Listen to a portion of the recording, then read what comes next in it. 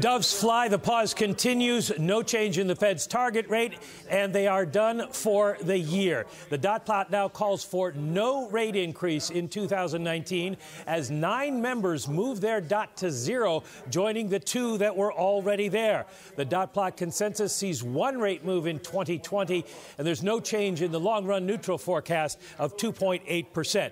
Supporting the change, big downward revisions to the economic outlook. The growth median is now 2.1% for this year. That's down from 2.3% in their December forecast. Growth next year will be just 1.9%. The statement notes that the growth of economic activity has, quote, slowed from its solid rate in the fourth quarter. Recent indicators point to slower growth of household spending and business fixed investment in the first quarter. Although labor market growth remains strong, unemployment is almost done falling. They see it ending the year at 3.7%. That's up from a 3.5% forecast in December. Inflation will be lower, just 1.8% this year and 1.9% next year, a tenth lower than they saw in December.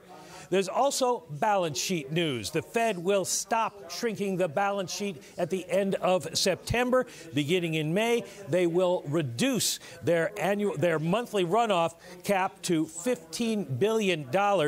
Mortgage bonds will continue to run off as scheduled, but payments will now be reinvested in treasuries up to a $20 billion cap a month. Those reinvestments will be made across the curve to reflect the outstanding maturity portfolio of treasuries. No word on the eventual composition, though, of the Fed's Treasury holdings. In the longer run, the Fed says it may hold some limited sales of mortgage-backed securities to eliminate any residuals. And then, once the runoff ends, the Fed says it will hold the size of its portfolio constant for a time, letting increases in currency demand shrink any surplus.